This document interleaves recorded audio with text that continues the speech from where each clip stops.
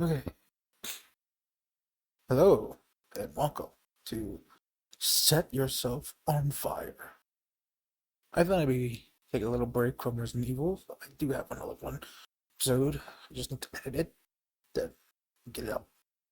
But right now, I wanted to do Set Yourself on Fire because I saw it on Twitter and it was free, so I thought it would be fun or something. I know. I heard it's like a really depressing, but we'll see. I haven't tried anything yet. I just made sure the game would launch and if the audio is working. I think it's working. And I can play in gamepad, I think. Which I am using technically. Well, it's my Steam Deck, but still a gamepad, I guess. Um this is not working.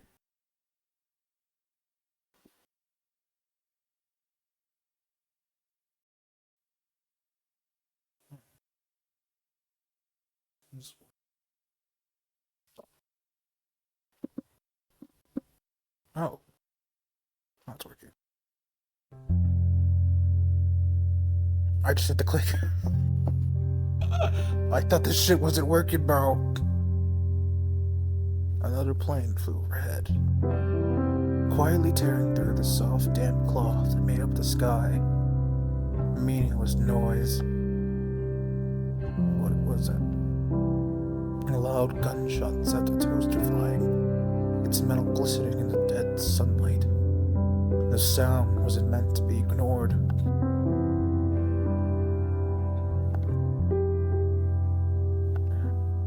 She pulled the trigger once again, and a soft click drowns the wind. Not a surprise, but a disappointment nonetheless. And under control, I don't know how to say that word. Cacophony is therapeutic.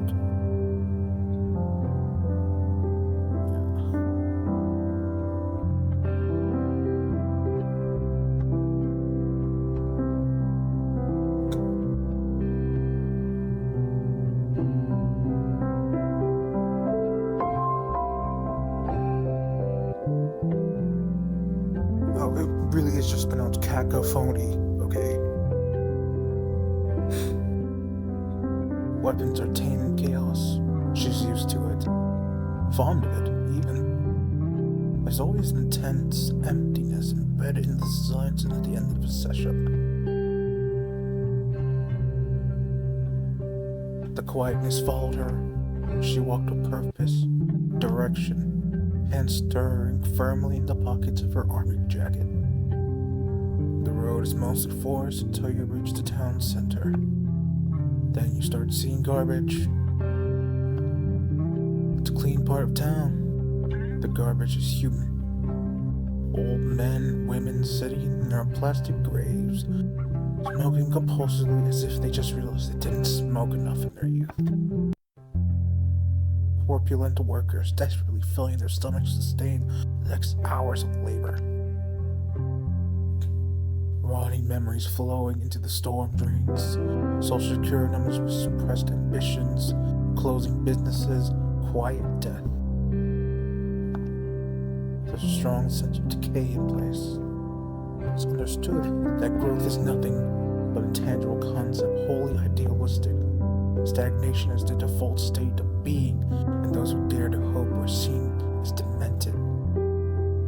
The hog home was indistinct blur. Home was a silent void, a rusty carcass among 20 equally putrid carcasses. Trailer parks housed disposable people, invisible people, people who may be discarded after one too many sick days, people who exist to generate value. Today, Michelle generated value. She went to school, she did her homework, she fit in the system, she fit in, but she was no human. She did not fit in with those around her, existing outside of the collective awareness. She had always been a ghost. Sleep is to taste death. Your perception ceases and your connection to life is severed. Sleep in itself doesn't feel good. It's pleasurable, simply because it simulates death. Absence from reality. Okay, chapter 2. Crawl. Oh, it's bright. No one will start Michelle's day for her. Not anymore. It has been 10 months now. They have no address, so he can't send letters. He's becoming a memory. Her father.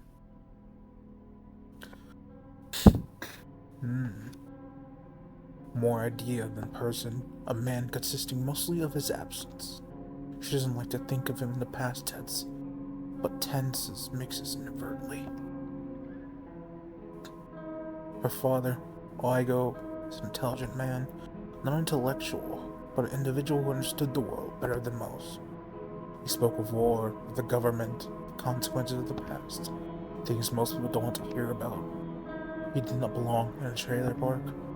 The reality of his living conditions forced him into subdued existence.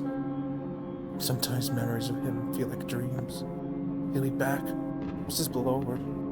He'll be back. She thinks of her father on the way to school. The morning embodies lifelessness. The world is standing by in a perpetual state of inactivity. Oh, okay, they're like zombies. Broken bodies under bus stops waiting for the restart of a tired cycle. Lies vanishing into stale air. Souls drooling from gaping mouths, sliding down crooked necks akin to daggers. Emergency plumbing. I can't read that. Car for sale. And a white building. The stillness is most apparent in the lengthy, not lengthy. The stillness is most apparent in the lethargy of the morning, but it still remains once the noise and movement of a working day set in. Minds too exhausted to care. Cogs working towards nothing, towards repetition itself. Standing still, they wait for the day to end, for the week to end, for nothing in particular, for death. At the entrance, she takes off her jacket and folds over her arm. No one at school likes seeing military attire or anything that reminds them of war in general. It's what men wear when they're sent to die. She likes the jacket though. It makes her feel big. The corridors are full of young men and women loudly chatting, hurriedly opening and closing lockers, organizing the school supplies, and unconsciously following the waves received formed by the amalgamation of their own bodies. The bell rings and the tide speeds up. Doors serve as selective bottlenecks that drain the masses to each classroom. Michelle lets the ocean carry her. She leaves her body to the end of the classroom, sits down, pulls out a notebook from under her desk and opens it to an arbitrary page. Pen and paper never touched. Teacher talks about nothing to no one in particular. From her confinement, Michelle looks at the outside world. The wind moves a tree branch, and her head moves wonderfully, softly swaying. Sun rays and shadows dance through the window. A quiet performance unbeknownst to anyone but her. A little secret made of light.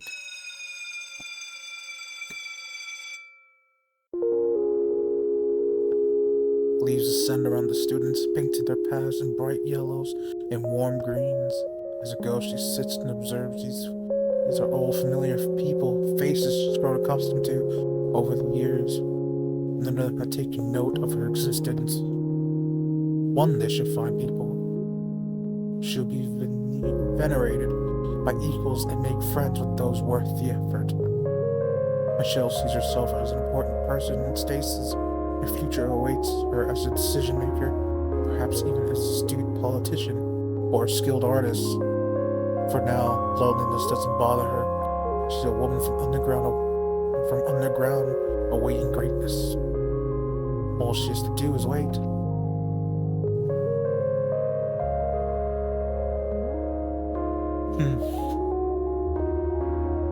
And so she waits.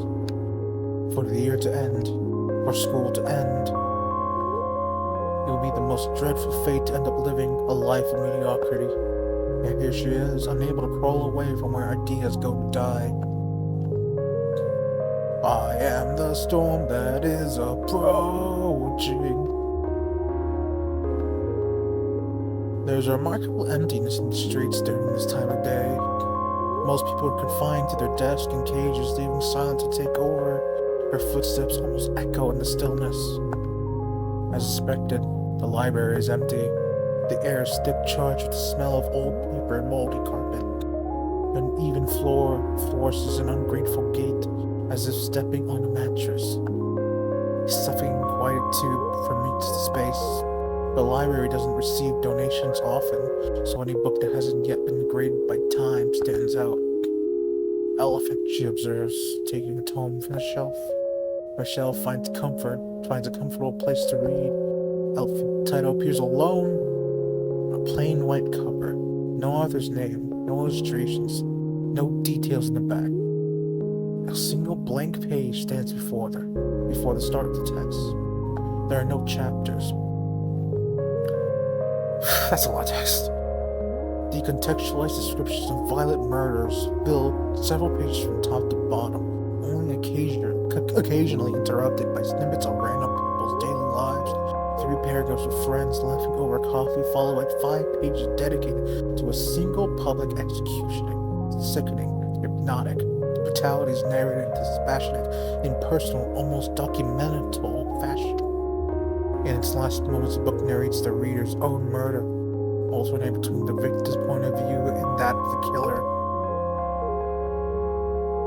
The final sentence reads, "You put the pistol against your forehead and..." Unwritten. The echo of a gunshot lingers in her mind. Bang. A soft voice whispers. Huh? Chapter 3. Blossom. How many chapters are there? Let me look this up real quick. I like the music though. It's very nice. I don't know.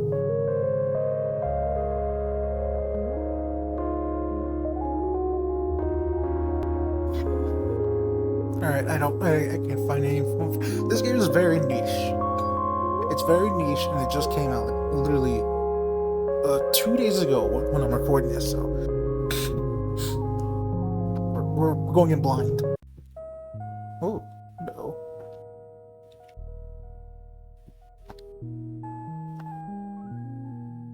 They're walking away from each other.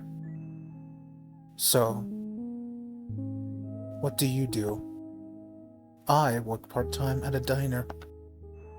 Boring, but it could be worse. We don't get many customers. No. What do you do, in general, with your time? Michelle had to stop and think. She had never put it into words. I just hang around, I guess. I like going into these abandoned mills, processing plants we all have all over the outskirts. I head to the woods sometimes, or the library, places where people can't find you. Just killing time alone, really. That sounds depressing.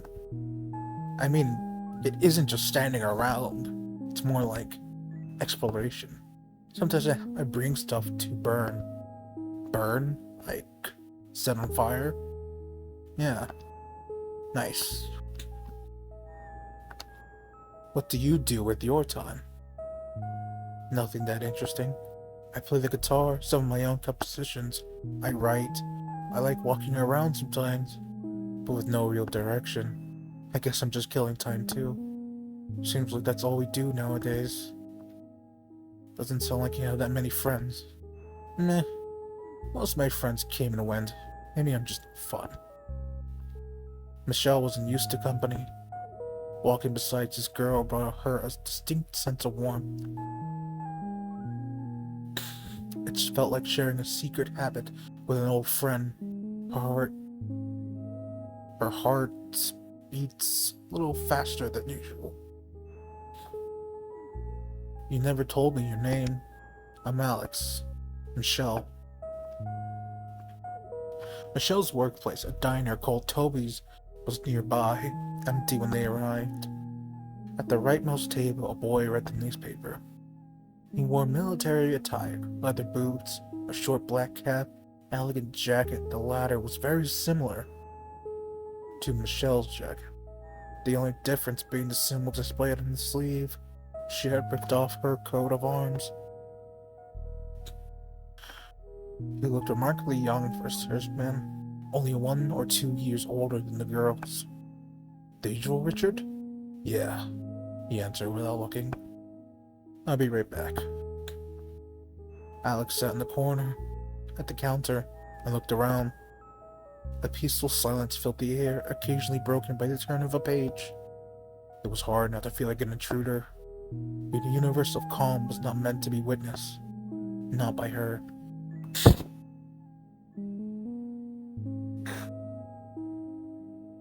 Michelle reappeared, dressed in uniform, carrying Richard's order on a tray. She served him and returned to the counter.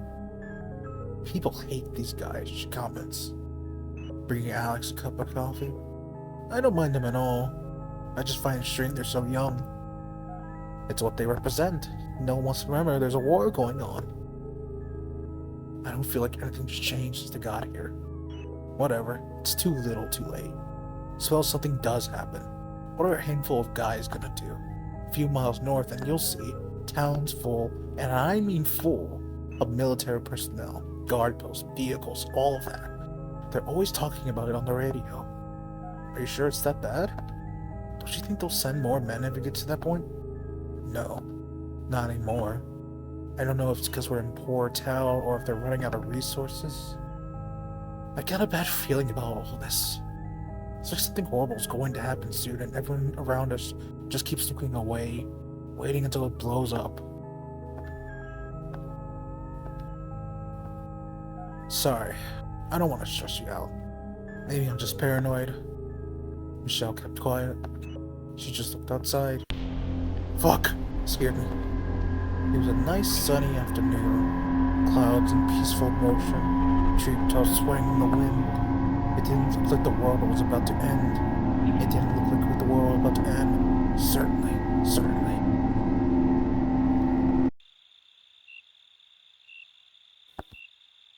The conversation occupied the whole afternoon.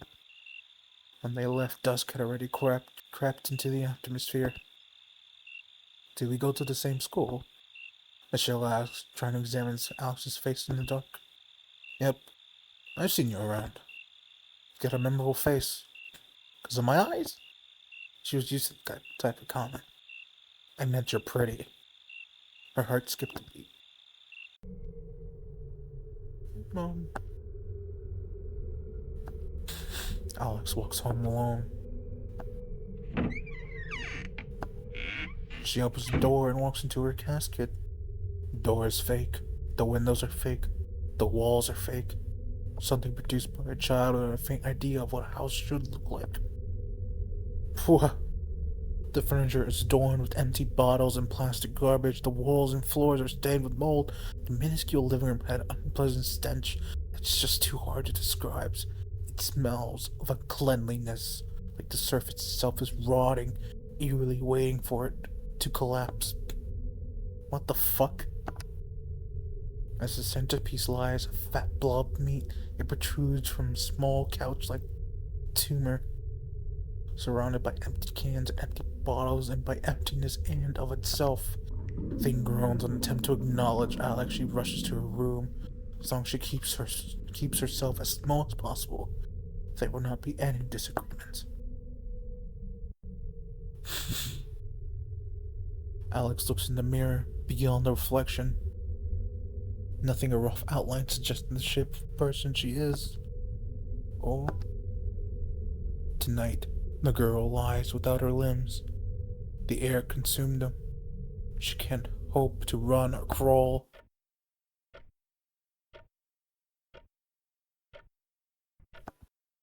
Memories of a wasted future rock her to sleep.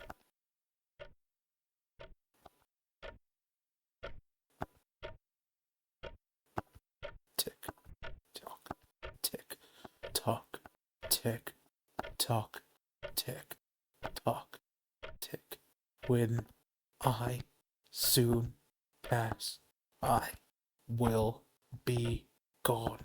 Fade in the void. No eyes to behold as I fall into none, into ashes. I'll be come with me and lose the rhythm. And I am no longer one with the clock.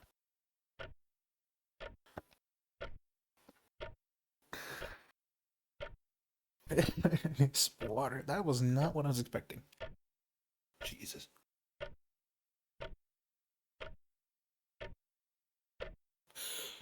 Ooh. I wonder how many chapters this have. I'm guessing it's 5. Oh, I don't know if I've been recording.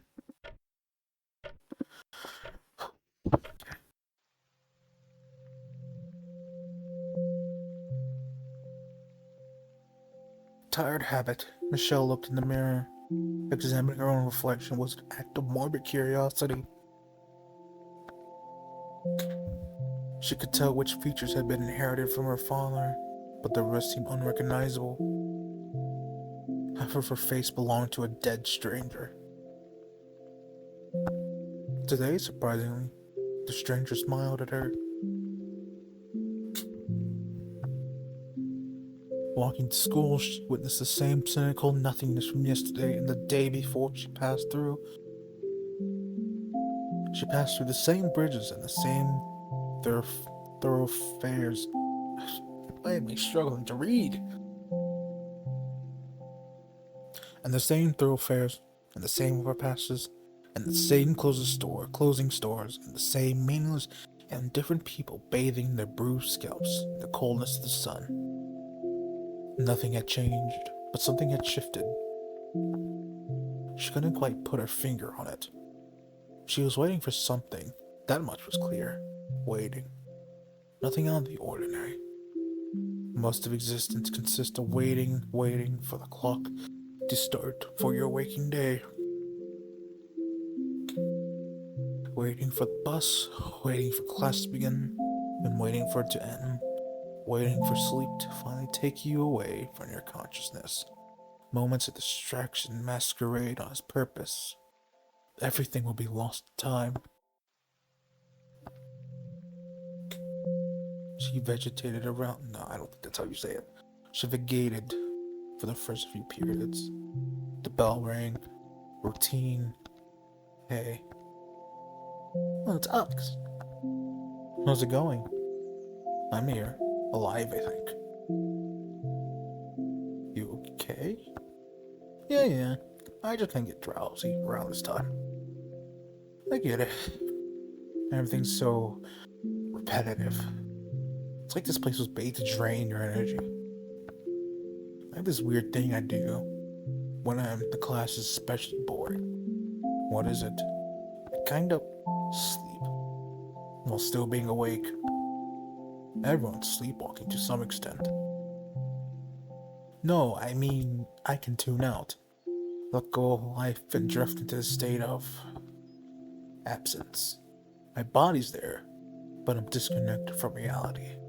So you meditate, I guess. I look at some small detail like a tree branch or a leaf, and if I focus hard enough, if I focus my whole being, I can lose myself in it. Makes time pass faster. That's kind of scary.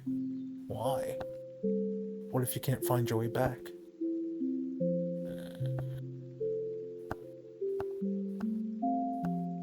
You're looking really rough today, you know that.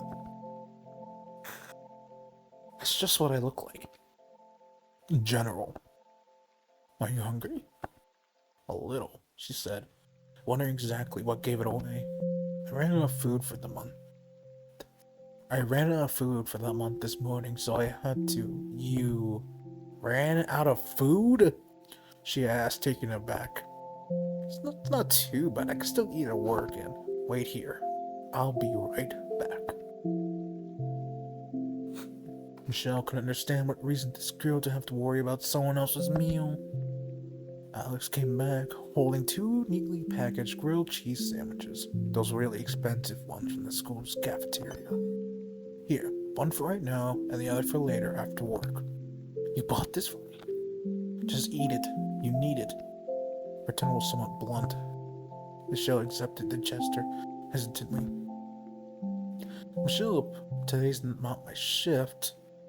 Oh, thanks. What? You're just not gonna eat properly for the rest of the month? I can manage. You shouldn't have to. The remainder of the break, they enjoyed each other's company. It was nice, simply to be beside someone else. Words felt entirely unnecessary, mutual, comfortable silence. Shadows of students who looked faintly familiar but incomprehensibly distant danced around the girls, black silhouettes laughing and waving.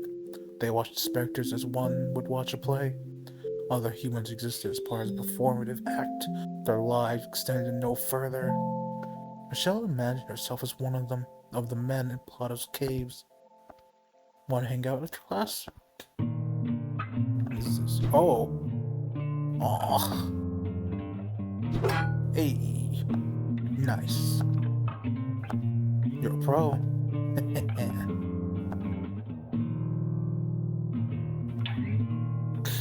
The girls leaned against the metal container in the middle of the construction site. The place had been abandoned for years, a common sight. Most structures have been left to rot in some way or another. The town is full of unfinished bridges, unused tracks, rusted corpses, false promises, skeletons made of construction beams. What else do you do here? Anything, really. Sometimes I climb things, sometimes I kick stuff around, sometimes I just lie down and wait. And what do you wait for? Michelle didn't know. Until I get bored of lying down. Alone. I was right. This is depressing. I don't mind. It's nice to be by myself like this. Meditative. I get the sense that all you do is vegetate. There's more to it. In places like this, just me and my thoughts. I'm my only witness. No one's around to bother. Am I? I knew she would say that. I knew she would say that. Am I bothering you? No. You're not like other people. You have something they lack. Awareness. Depth. I think. Michelle didn't know enough about Alex to make such a statement. There was uncertain notion, but she vehemently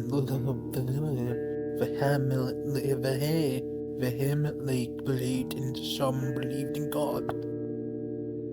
How come? Talking to you makes sense. You understand what I say? Isn't that like with everyone? Only superficially. You listen. People don't really talk to me. They talk at me. Does that make sense? Interactions are one-sided, kinda. The other person isn't really there. I've noticed most people just want to hear themselves talk. They want validation.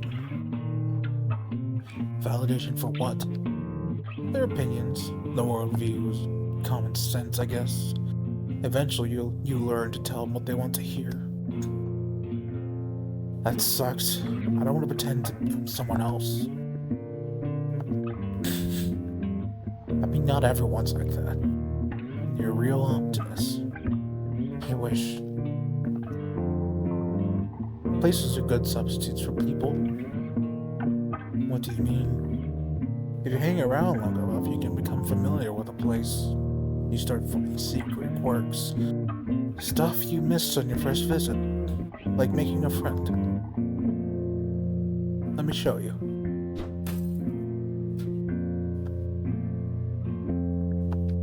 Michelle led Alex to a sad little pile of cigarettes. Look inside these bricks. Hundreds of small spiders greeted them with intricately designed webs. The creatures weaved and walked and rested unbothered by the two giants that peered into the world. Some seemed to wave. There's a whole society in there. Cool, right? They have their own little universe. Do you check on them often? Whenever I come here, I wonder if they recognize you. They look fragile, like a giant gust of wind or some rain could kill them off. Life is fragile. We have to protect them. Let them be. We aren't their gods, we are observers. There's a place that I want to show you. A girl stood by an abandoned car looking through the windows. They could see the owner's neglected belongings. Interesting, isn't it? Like someone's life laid out in front of us. Does she think this kind of voyeuristic? It's more like a historical exhibition. I use this place as a museum.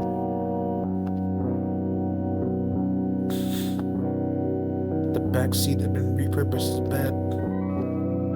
There were sealed food cans on the ground next to a pencil case, some loose papers and a folder.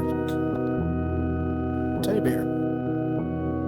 A stack of thick books occupied the driver's seat. Two stuffed animals and a plastic duck sat shotgun. It was undeniably a living space. Every aspect of the interior suggested the existence of an inhabitant. Evidence of a secret life, remnants of a private life. Besides, the owner is long gone. It's been like this for at least a decade, like a time capsule. No one else knows about this? Aside from us. Nope. This is one of those places I'm familiar with. Seeing those books, they must have been a college student. Probably working part-time, not to starve. It's not a very unorganized place. Look, it's not a very organized space. It must have been a hectic mind. Hard to stay sane in a situation like this. But it's admirable. They were dedicated. They were pursuing something. You can't say that about most people. This was a person full of ambition, full of complexity. Sometimes I wonder what life was like for them. The routine, really. How it must have felt to be reading your uni material deep into the night in the cramped back seat. Michelle continued to stare into the car as Alex rattled on about the potential for speculations. She spoke of this hypothetical being with a particular absurdness, as if the events just happened to her and not to a character. Or maybe late in the afternoon, standing outside to get fresh air, or maybe late, or listening to the crickets as the sun set, alone with their thoughts, completely secluded. How lonely it must have felt. How liberating, too. Do you think that person can feel us? What? Can they sense us looking into the history? You're not here anymore. No, I just meant like, we're looking at them from the present. They're looking at us from the past. I doubt it. They didn't know someone would be watching. Maybe they wanted to be remembered somehow. That's why they left all this stuff here. Would that make us witnesses? In a way, yeah. Or ghosts. Michelle felt a pleasant uneasiness. An undeniable sensation would arise within her whenever she glanced at Alex. Acidic discomfort in her throat. Strange, unfamiliar, tiny anxieties faded in and out of her consciousness at the rate of her heartbeat. Still, she made eye contact. People respect you when you look at them in the eye. She always thought, but she desired something beyond. Respect is an emotional courtesy. It may exist between strangers who still have reasons to doubt each other. Michelle wanted respect between her and Alex to be guaranteed, presumed, unquestioned. She wanted to be a part of Alex's universe. Alex was a real person, one of a kind, someone with conscience. Conscience. Someone with conscience. Someone who will look you in the eye and answer your questions thoughtfully. Someone worth the effort. Finally, someone worth the effort. In a dream, Alice would be purity in human form, a holy being, an angel. gathering of all virtues. Michelle, however, was still drowning in ambition, never quite reaching her full potential. They weren't equal. How lucky she was to have the intentions of such an important, complete individual. The lamppost lit up earlier than usual. I do feel like a ghost sometimes. In what way? Like an observer. The world's moving on while I'm watching from the sidelines, and I'm just existing, waiting until something happens that'll start my real life. Everyone's a little bit like that. I don't know where I'm going either. I'm just worried it'll always be this way. I look around and I see people made of plastic, and they wait at the bus stops, they go to work, and they wander around completing these small cycles, but they're not really doing anything. They're filling their time out until the day is over. I get tired of looking at them. I don't want to be like that. Are we doing exactly the same thing? Michelle wondered if Alex Solar was a waste of time. That's just the nature of things. Not much we can do about it. I can't accept that. You have to eventually. Generally, people are passive towards their lives because they wouldn't know what to do with complete freedom.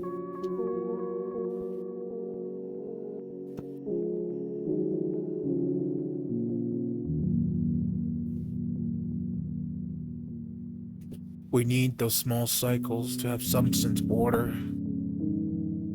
So we lock ourselves in different enclosures like job, marriages. If you have enough free will, suddenly you start making your own choices. Looking inward, maybe then you realize there really isn't anything inside you. Wouldn't that be terrifying? To find out you're empty as a person?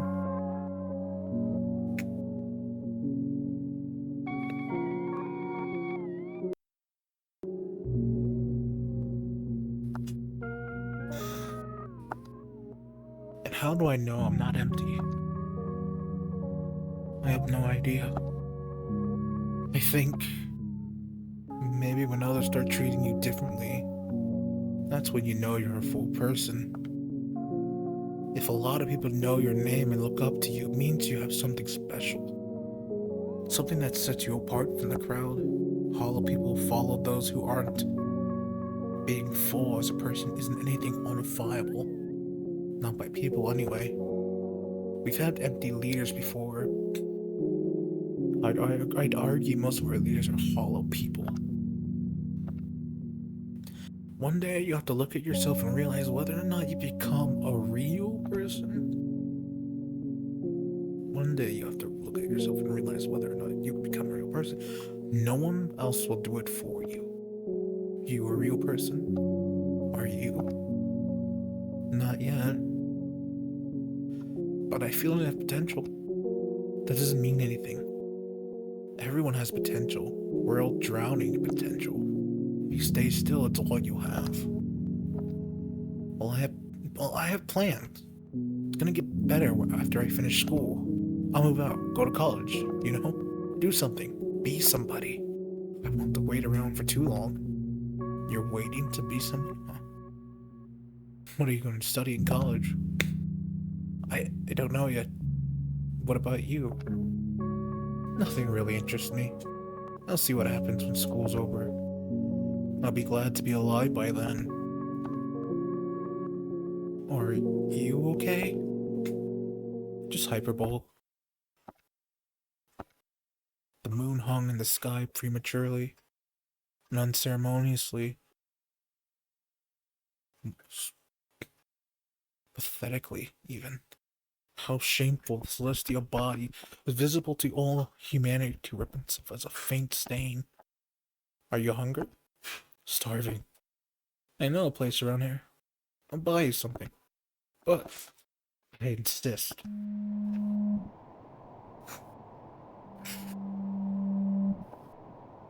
You were reading Elephant yesterday, right? Hmm?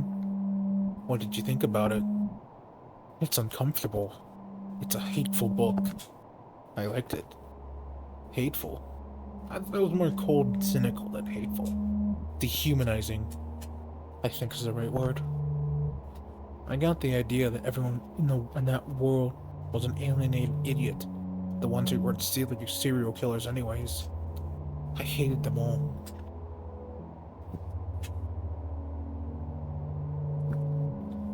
You see, it's not that they're alienated, it's that they want to stay alienated. They think that tragedy won't reach out to them if they keep ignoring it. They never realized what was happening, right? Alex leaned forward, smiling. The girl had wise, intoxicatingly wise eyes, the look of someone who knew more than they were letting on, not about any specific subject or for any particular reason, simply out of habit. Michelle wanted to know everything Alex thought about, everything she didn't say out loud. Think about the society you live in. You don't have dozens of people killed without some kind of news report about it. Still, they kept laughing, joking while their world falls apart. Blind, they're complicit. I'd be the same. Can you imagine living in that world? Escapism is all we'd have. And it's that escapism that makes us prey. Darkness eats the sun, and the people in the limbo between days are allowed to dream. They must rest their bodies and put their ambitions to rest, knowing the next morning would drag them back into cynical pointlessness. Little do they know, this moment is part of the cycle itself. A few hours of control are granted to fade meaning so that thousands of little humans are content with the lives they've fallen into, so that they forget to imagine a better world.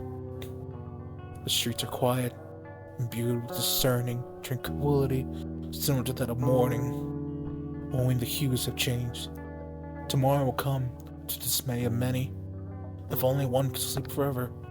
Michelle and Alex walked into the night, both knowing they'd have to part ways too soon, but neither willing to mention it. Oh shit. I like you. As a friend, I mean. Why? I don't know.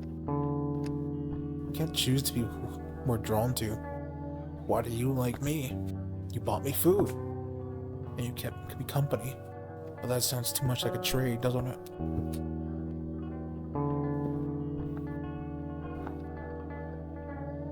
How do you know I like you? Intuition. Want to do this again tomorrow? I'll be at work all afternoon. Still have some time today, though. This late? Your parents are relaxed like that? Initially, Michelle replied with silence. Alex could sense she had asked the wrong question.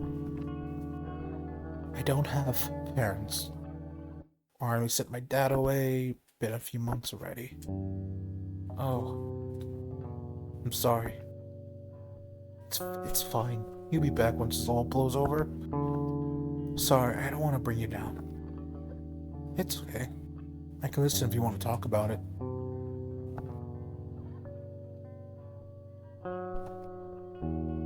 The rest of the walk was silent. It's still strange going back to an empty home. Every time she foolishly expects me to see, I go, assuming the improbable to have occurred. Michelle, I've been waiting for you all day. My God, Dad, you're home. I knew you'd come. What happened? Thank God let me go. I was discharged. I love you. I love you so much. Are you okay? Did you get hurt? I'm fine. They realized my place is among the cannon fodder. I told them I was heartbroken to leave my daughter behind. And they sent me back. Please, Dad, don't leave me. I won't. I promise. This is stupid. He doesn't talk like that. When she starts thinking about him, it's hard to sleep. Some would call him paranoid. He slept with a revolver next to his bed and read 3 different newspapers to get unbiased information, as he explained. From her early age, Michelle would hear about how terrible people ran in the country, how their carelessness can and will end their own population. He encouraged her to do well in her studies so she could crawl out of poverty and save her own skin. He's gone. Now he's on a battlefield somewhere being shot at those don't even know his name. So he knows whose name he doesn't know. No longer human, but a weapon.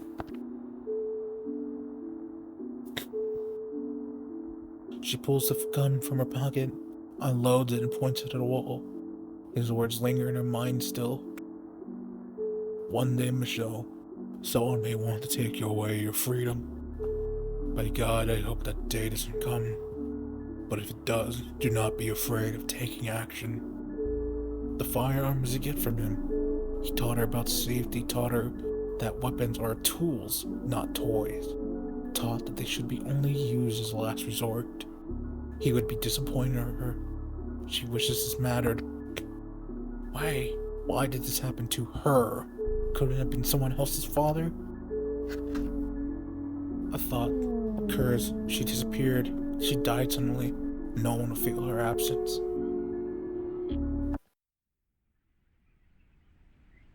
I like setting things on fire. Different ways in which an object falls apart brings me some twisted sense of joy.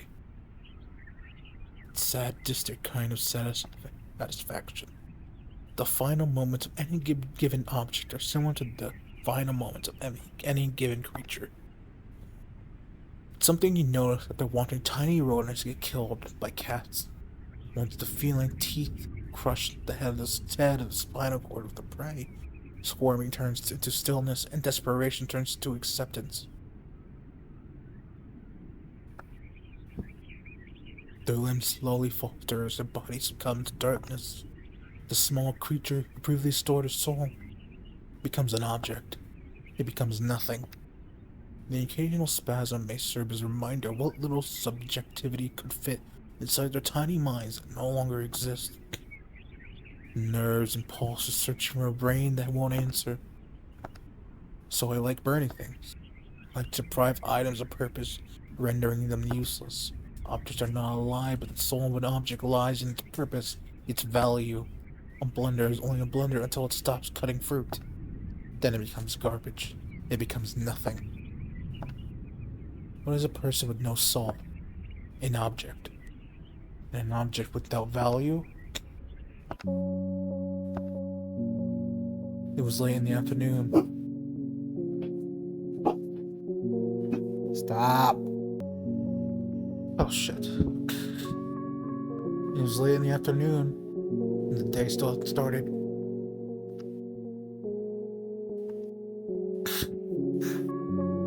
Michelle looked at nothing, lost in thoughtlessness. A lonely fly hovered around a sugar shaker. The soldier slept peacefully as usual. The air was thick with silence. Slow day. Hi. How do you keep sneaking up on me? You don't realize how often you have your eyes closed. Alex chuckled. Her laugh was discreet, graceful. Elegance concealed some deeper understanding of the conversation, the state of affairs, of life itself.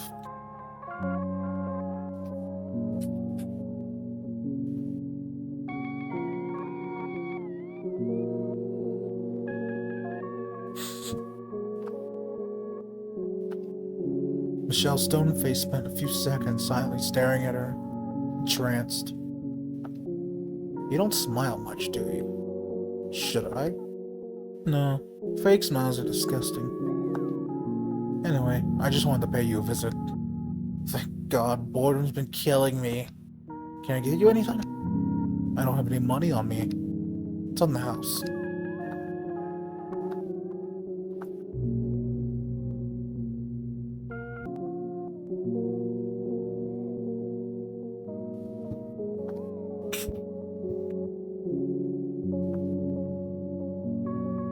Does Toby ever come here?